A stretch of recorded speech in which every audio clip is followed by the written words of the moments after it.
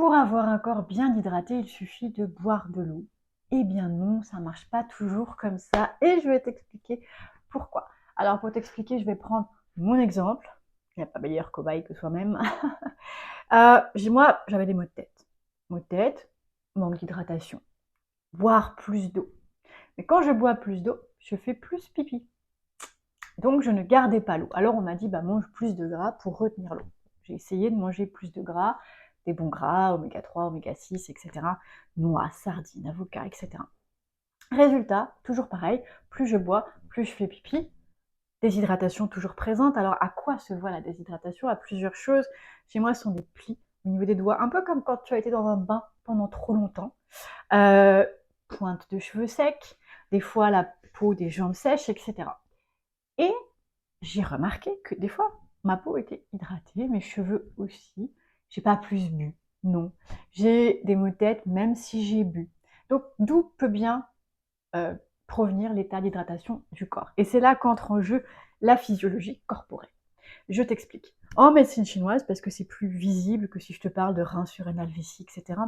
En médecine chinoise, donc l'hydratation, c'est l'eau, forcément, qui effectivement correspond au rein surrénal et vessie. L'eau, elle sert à quoi? À nourrir le bois. Le bois, s'imagine un arbre qui doit pousser. L'arbre a besoin d'eau.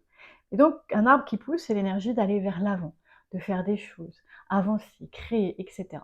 Moi, il se trouve que justement, mon énergie bois est très forte. Donc, je vais toujours beaucoup vers l'avant. Donc, j'utilise déjà beaucoup d'eau. D'accord? Comme j'utilise beaucoup d'eau pour que mon arbre pousse, eh bien, le bois, ça brûle. Ça crée beaucoup de feu. Normalement, dans mon système, le feu est fait pour rester bas. Donc, plus le feu prend, eh bien, plus l'eau doit éteindre le feu. Donc, l'eau est utilisée. Et en plus, comme ça chauffe, eh bien, l'eau est évaporée. Donc, je me retrouve avec un système corporel qui fait que l'eau, elle disparaît. À un moment donné, il y a un thérapeute qui m'avait dit ton corps n'aime pas l'eau.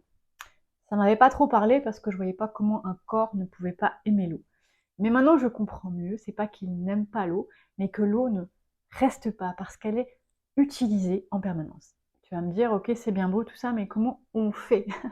Eh bien, c'est de trouver l'équilibre des organes via la voie neuromusculaire pour éviter que le bois s'emballe, que le feu chauffe de trop, pour que l'eau doive être utilisée. Puis en plus de ça, comme le bois pousse, il a besoin de terre, on s'entend, plus la terre elle est forte, plus elle va absorber l'eau. Donc je suis vraiment dans un système qui fait que je n'ai plus d'eau.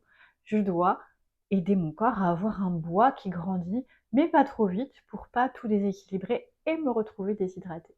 Et ça, je le fais grâce à quoi? Grâce à des exercices neuromusculaires.